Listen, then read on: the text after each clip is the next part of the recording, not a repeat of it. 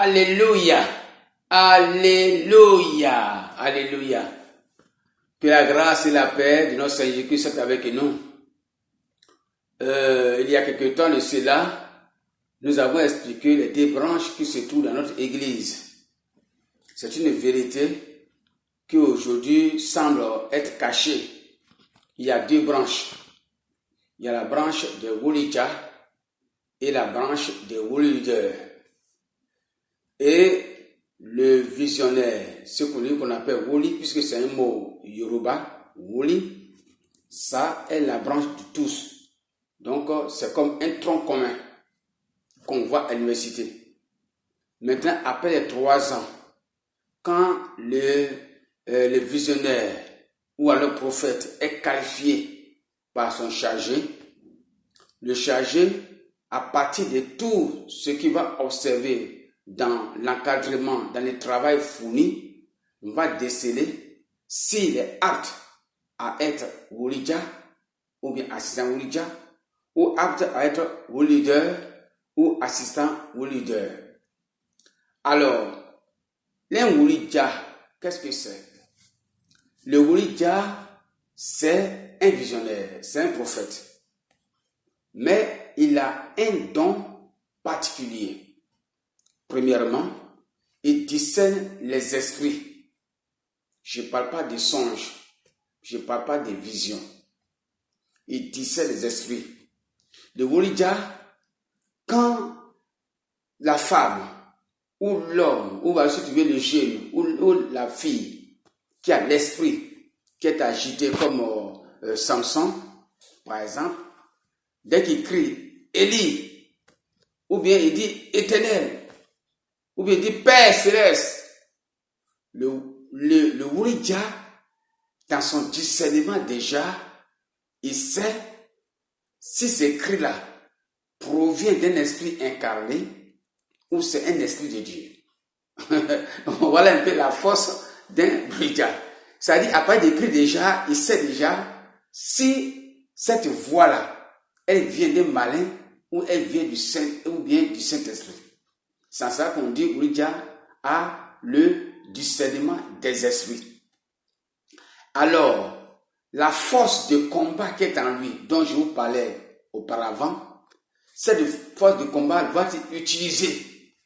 Parce que Wolidja, quand il sait que cet esprit qui anime tel fidèle est plutôt d'un génie, d'un masque, ou bien d'une puissance de l'eau, ou bien d'une puissance de l'air, etc.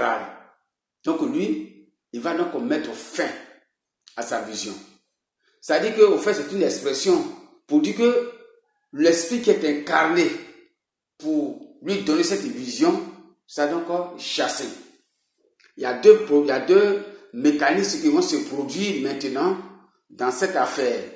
C'est-à-dire, si par exemple, ce génie ou cet esprit en partant, s'il détruit certaines cellules de la vision, par exemple, alors cette vision-là va disparaître toujours et la personne ne verra plus jamais. Mais si cet esprit en partant n'a pas pu détruire certaines cellules, lui ne peut pas voir un seul coup. Il ne peut pas voir comme il a commencé. Il va donc revenir comme s'il est débutant, comme si c'est à zéro. Et puis un peu maintenant, puisque maintenant son corps est sanctifié, il va donc avoir encore une vision nette des choses. Voilà ce qu'on concerne un Wolidja. C'est une personne très respectable, mais son don particulier lui permet donc de mettre fin aux visions des mirages, c'est-à-dire des visions imaginaires, aux visions venant des esprits ancestraux, par exemple, ou bien des esprits qu'il a contactés à travers certains saints qu'il aura pratiqués auparavant. Mais dans tous les cas, le Wolidja est un prophète comme tout autre prophète. Mais il a une puissance. C'est la puissance de prière, la puissance de combat et la puissance de discernement des esprits. La personne est avec nous. Maintenant, je viens rapidement sur le cas des Wolidja. Le Wolidja, il est avant tout aussi un visionnaire. Mais sa particularité, c'est que très souvent, il a le discernement. Mais ce n'est pas un discernement des esprits. Peut-être qu'il peut avoir un discernement d'esprit, mais il n'a pas un discernement d'esprit. C'est-à-dire le discernement des visions. C'est-à-dire il a l'explication, si vous voulez très bien, des visions, l'explication des songes. C'est pour ça que Dieu a fait les choses. Et ces messieurs et ces voyants, ces prophètes qui a ces dons, lui, en plus de cela, lui, il a les dons de la prédication. Et je vous ai expliqué auparavant, qu'est-ce qu'un prédicateur? Un prédicateur, c'est celui qui dispense la parole de Dieu, mais sa dispense de la parole de Dieu est toujours accompagnée alors de prodiges, de miracles. Voilà. Si vous voulez très bien, le leader, dans son exercice de ses fonctions spirituelles, il va arriver au moment où il peut guérir, il peut délivrer. Vous voyez. Maintenant, s'il n'avait le temps, je vais vous expliquer comment se manifeste la vision chez les Wulidja et la vision chez les leaders. C'est à partir de l'entretien que le chargé va donc avoir avec eux. Toi, tu vois. Mais comment ta vision se manifeste?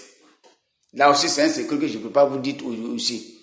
Donc, ça part de là, si vous venez à l'Institut de théologie et dans les cours qu'on appelle la théorie spirituelle, je vais vous expliquer comment se manifeste le don, c'est-à-dire la vision de Wulidja. Comment se manifeste la vision d'un leader. Donc, le responsable d'église, qui connaît très bien ces choses, dit, bon, ok, donc toi, de Woli, alors tu deviens un Woli leader. De Woli, tu deviens encore un Wulidja.